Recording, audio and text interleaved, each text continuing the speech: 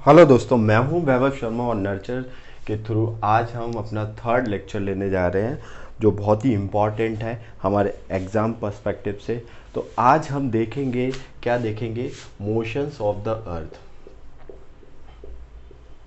Motions of the earth, जो पृथ्वी की गतियां हैं कि पृथ्वी किन कौन कौन सी गतियां करती है, उनके बारे में आज हम थोड़ा डिटेल में देखेंगे। इनसे बेस्ड क्वेश्चन हमारे क्या बनते हैं उस पर भी चर्चा करेंगे कि कैसे हमारे क्वेश्चन हैं वो हमारे एग्ज़ाम में फ्रेम किए जाते हैं। वेरियस एग्ज़ाम जो हमारे हैं उनमें कैसे कैसे हमारे क्वेश्चंस फ्रेम किए जाते हैं। तो चलिए, सबसे पहले हम अर्थ के बारे में तो जान चुके हैं, यहाँ पे मोशन ऑफ द अर्थ के बारे में जानने की कोशिश करें। तो देखिए, ये क्या है? अर्थ, हमने बात की थी कि अर्थ दो टाइप की मोशन करती है। दो टाइप की मोशन कौन थी? एक तो आपकी मोशंस थी रेवोल्यूशन,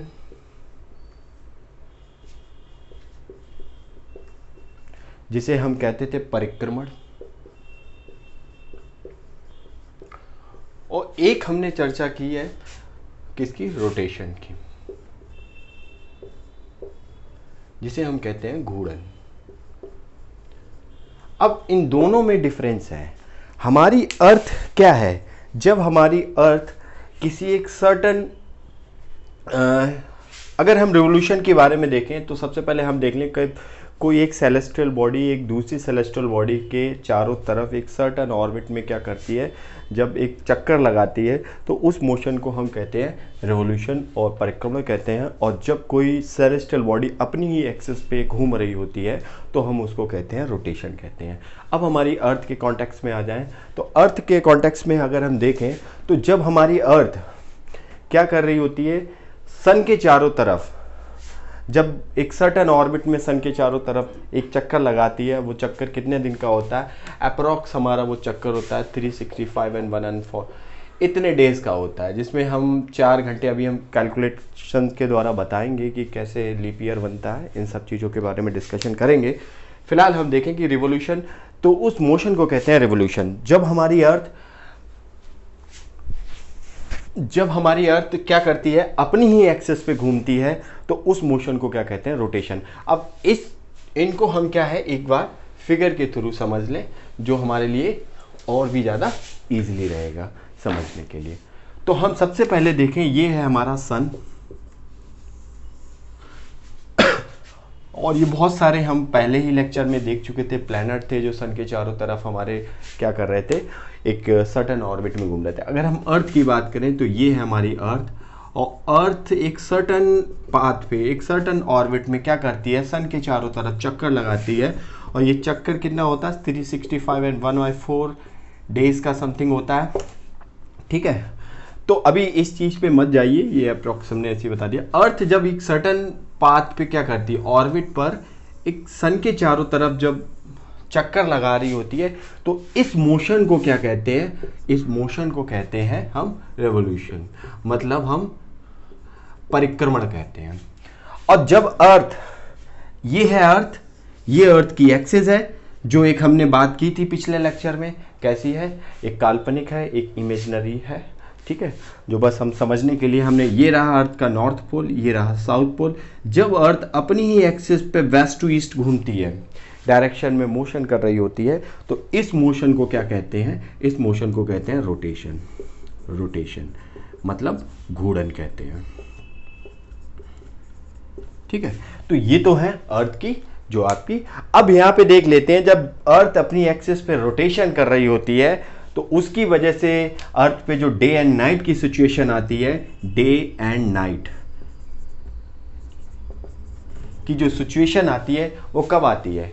वो आपकी कब आती है? जब अर्थ रोटेशन कर रही होती है। एक रोटेशन अर्थ कितने घंटे में करती है? तो 24 आवर का टाइम लेती है अर्थ, ये सबको पता है। अब हम रिवोल्यूशन के बारे में बात करें तो रिवोल्यूशन जो हमारी अर्थ करती है, परिक्रमण कर रही होती है, तो परिक्रमण समथिंग कितने डेज में करती है? और परिक्रमण जब कर रही है तो इसकी वजह से सीजन्स बनते हैं, हमारे जो मौसम्स हैं ये सारे बनते हैं। कभी विंटर आता है, कभी आप समर देखने को मिलता है, कभी ऑटम सीजन देखने को मिलता है, कभी आपको स्प्रिंग सीजन देखने को मिलता है।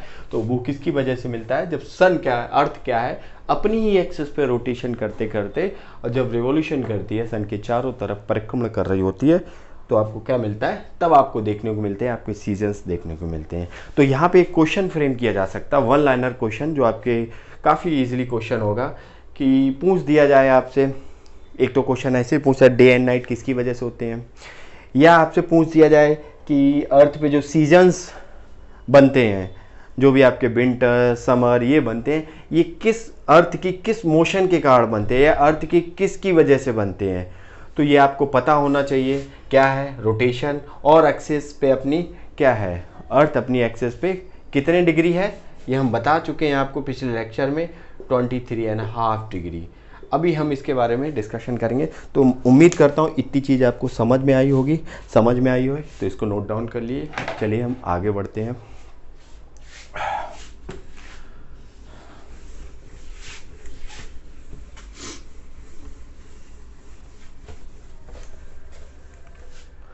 अब हम देखते हैं अर्थ के बारे में।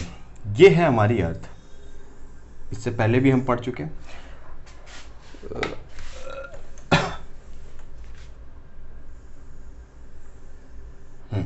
ये रही हमारी अर्थ। अगर हम अर्थ पे देखें तो अर्थ का ये जो आपको प्लेन है, ये आपका ऑर्बिटल प्लेन है, ऑर्बिटल प्लेन जिसे हम कहते हैं कक्षीय समतल। हिंदी में अगर हम कहेंगे तो कक्षीय समतल कहते हैं, कक्षीय समतल। अब ऑर्बिटल प्लेन ये रहा, और ये अर्थ की मेन एक्सिस रही, ये मेन एक्सिस है। अभी हम बात कर रहे हैं अर्थ के बारे में। अब हम देखें अर्थ क्या है। हमने देखा कि अर्थ है अपने जो ऑर्बिटल प्लेन है, ऑर्बिटल प्लेन से, और ये जो एक्सिस है, जो मेन एक्सिस है, उससे अर्थ कितने डिग्री पे टिल्टेड है, यहाँ पे आपको दिखेगी, आपको 23.5 डिग्री पे टिल्टेड दिखेगी अर्थ मेन एक्सिस से। तो ये जो आपकी एक्सिस है जहाँ पे रोटेट करती है, जहाँ पे आपके नॉर्थ पोल जिसे उत्तरी ध्रुव बोलते हैं, और ये रहा आपका साउथ पोल जिसे हम दक्षिणी ध्रुव बोलते हैं। यहाँ पे अगर हम ऑर्बिटल प्लेन से देखें तो अर्थ कितना है, ऑर्बिटल प्लेन से अर्थ कितना ज़्यादा, जो अर्थ का यहाँ पे जो एक्सिस मिलेगा वो आपको 66.5 डिग्री देखने को मिलेगा।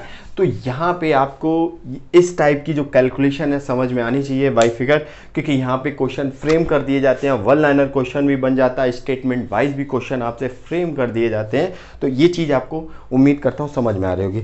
अब हम बात करें अगर यहाँ पे किसकी, अगर हम बात करें यहाँ पे इक्वेटर की, तो इक्वेटर आपकी क्या जाएगी, ये जो आपकी नॉर्थ पोल जो आपने एक्सिस है, इसके बियॉन्ड जो आपकी जो जाएगी, ये आपका रहेगा इक्वेटर।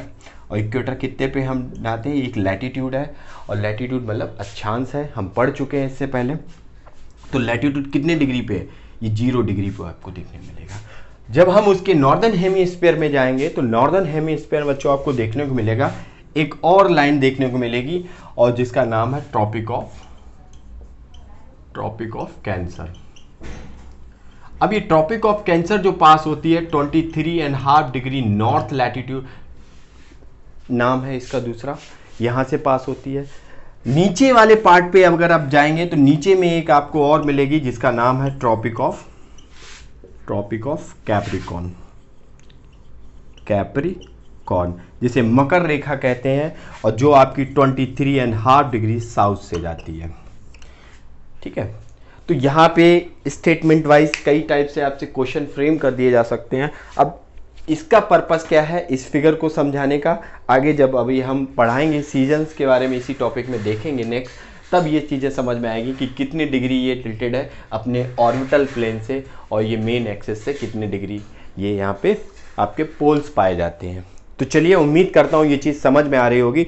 अब हम बात करते हैं यहाँ पे जो हमारी क्या है मोशंस कर रही होती हैं। हम रोटेशन के बारे में पढ़ेंगे और थोड़ा हम लीप ईयर बारे में जानेंगे।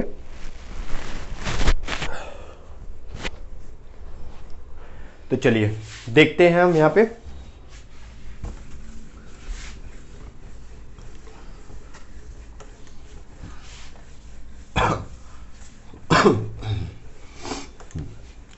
तो सबसे पहले एक आपकी बुक्स में भी एक फिगर है, यहाँ पे अगर हम देखें ये है हमारा सन, ठीक है। सन के चारों तरफ अगर हम देखें तो पहली पोजीशन अर्थ की ये है, ये इसका रहा नॉर्थ पोल, ये रहा इसका साउथ पोल। दूसरी पोजीशन अर्थ की यहां पे है,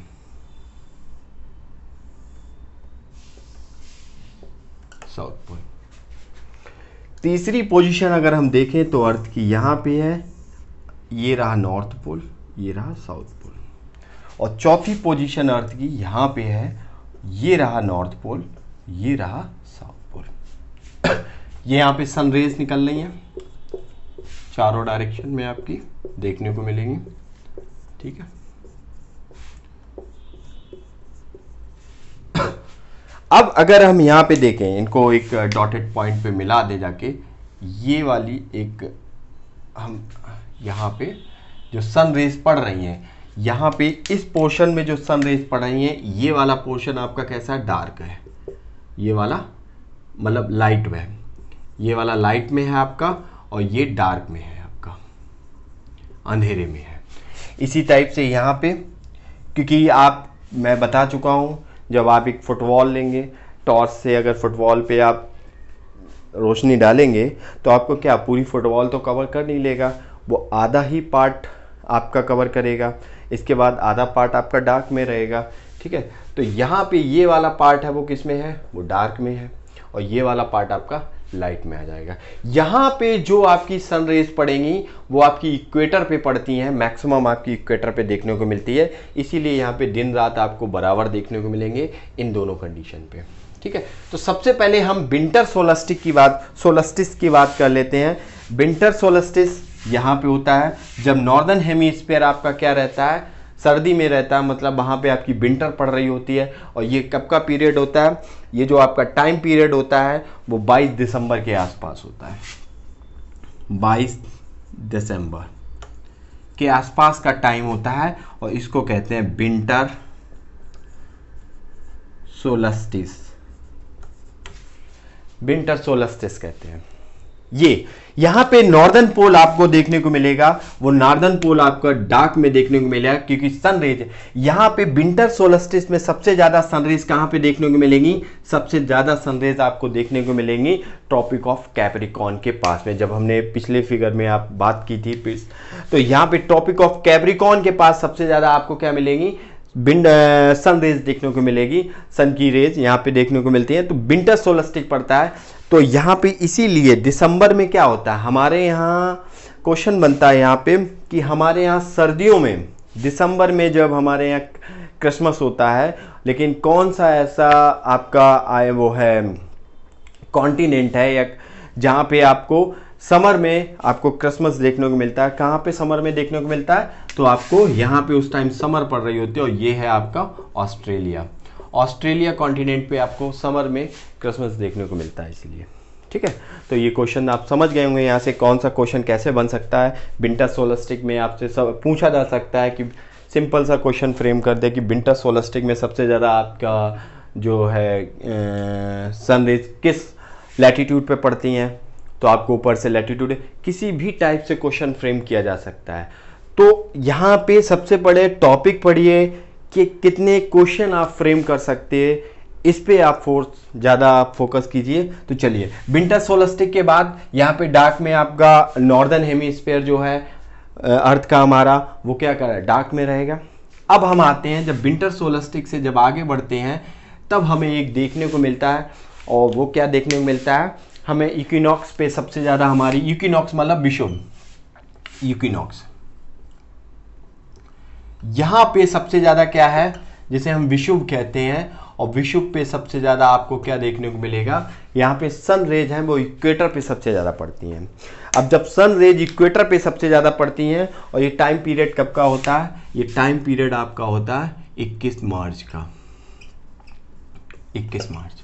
जब हम विंटर से क्या है, जब हम विंटर से किस पे जा रहे होते हैं, जब हम समर की तरफ जा रहे होते हैं, जब हम विंटर से समर की तरफ जा रहे होते हैं तब हमें यहाँ देखने को मिलता। और यहाँ पे जो कंडीशंस बनती हैं डे एंड नाइट की वो इक्वल होती हैं। इक्वेटर के आसपास पूरे अर्थ पे आपको कंडीशन कैसी इक्वल देखने को मिलेंगी, दिन रात बराबर मात्रा में। जितना बड़ा दिन होगा उतना बड़ा आपको रात देखने को मिलेगी।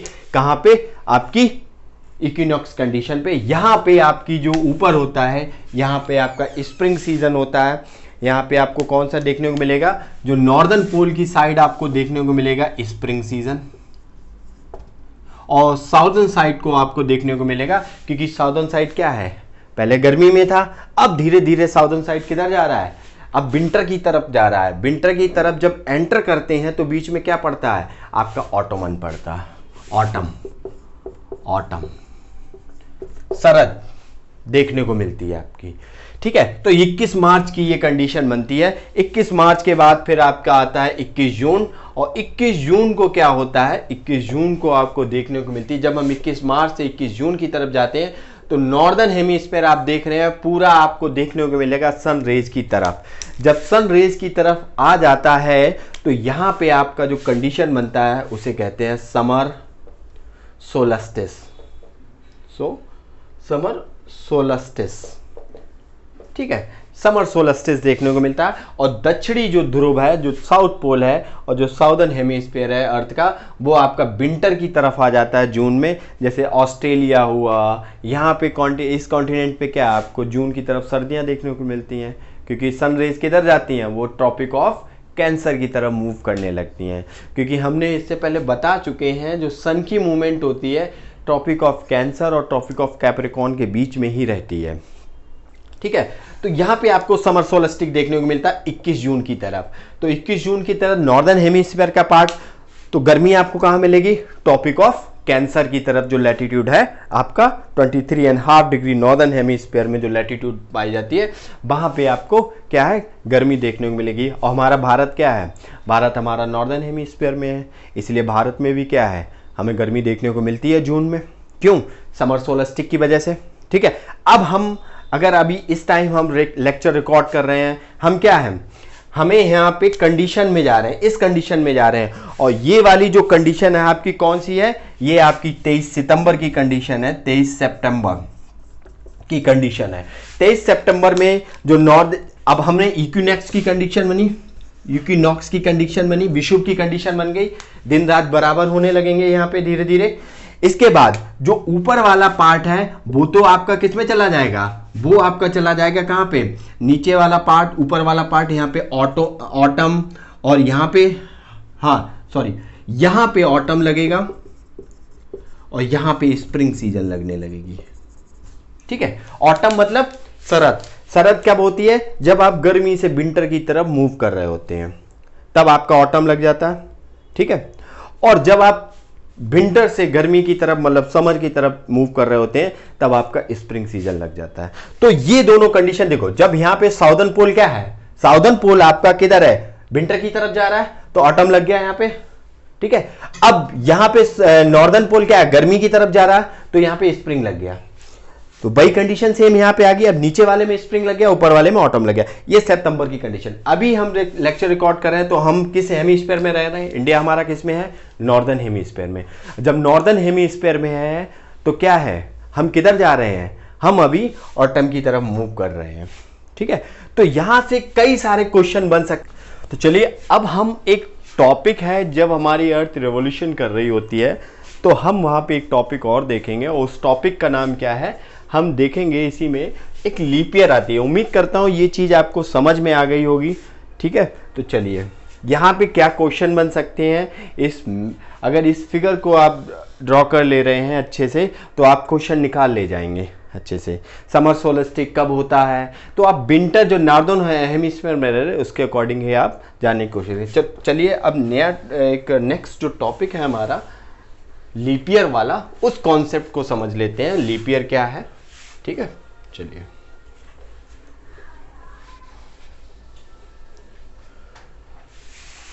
तो देखिए, अभी हमने बात की थी हमारी जो अर्थ है वो सन के चारों तरफ चक्कर लगाती है अप्रोक्स 365 एंड 1/4। अगर हम इसको लिखें तो 365 डेज एंड 6 6 आवर मतलब 6 घंटे लेती है, 6 घंटे में चक्कर लगाती है। अगर हम 365 दिन को नॉर्मल डेज में जोड़ें अलग, अब बाकी हम बात करें 6 घंटे में, अर्थ अपनी एक्सिस पे घूमने में एक दिन में कितने घंटे लेती है? 24 घंटे लेती है। अब 6 घंटे ये हो गए, 6 घंटे को अगर हम 4 मतलब जोड़ेंगे 6 घंटे को, तो यहाँ पे 6 आवर को अगर हम 24 घंटे पे लेके जाएंगे तो यहाँ 4 में देखने को मिलेगा आपको, ठीक है। तो 6 घंटे को अगर हम 4 टाइम्स जोड़ें तो आपका कितना 24, 1 घंटा बन गया, 1 दिन बन गया पूरा, वो 24 घंटे मतलब 1 दिन बन गया, 1 डे आपका बन गया। यहाँ पे 1 डे देखने को मिलेगा। तो ये कब आया? ये 4 साल में आया, मतलब 1 ईयर में 6 घंटे। अब अगले साल में ऐड करेंगे तो वो 6 घंटे हमने और जोड़ लिए, 12 हो गए। तो ऐसे ऐसे जोड़ते जोड़ते 4 साल में हमने जब जोड़े तो हमारा 1 दिन बन गया पूरा। तो मतलब हर 4 साल में फिर वो हमारा जो अर्थ पूरा रोटेशन करती है, तो एक और हो गया, तो 365 प्लस 1 डे, तो हमारा 366। तो 366 डेज का जो ईयर आता है हर 4 ईयर के बाद, तो वो कौन सा होता है? उसी को लीप ईयर कहते हैं, लीप ईयर।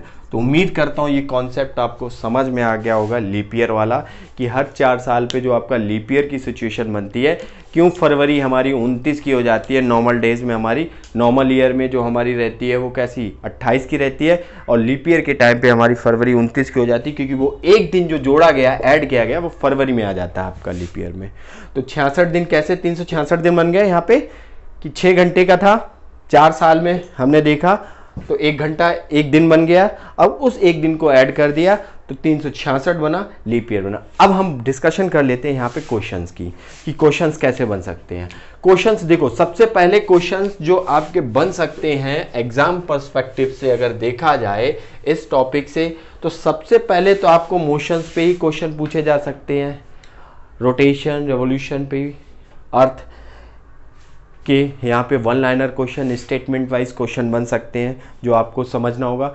ज्योग्राफी को आप जितना भी मैपिंग या फिगर से समझ सकते हैं, उससे ज़्यादा आप रट नहीं सकते, क्योंकि रटने में बहुत ज़्यादा आप कॉन्सेप्ट वाइज फिसल जाएंगे, ठीक है। तो यहाँ पे क्वेश्चन आपको मोशन से, समर सोलस्टिस, विंटर सोलस्टिस से पूछ सकते हैं। तो चलिए अब मिलते हैं नेक्स्ट टॉपिक के साथ नेक्स्ट लेक्चर में, तब तक के लिए जय हिंद।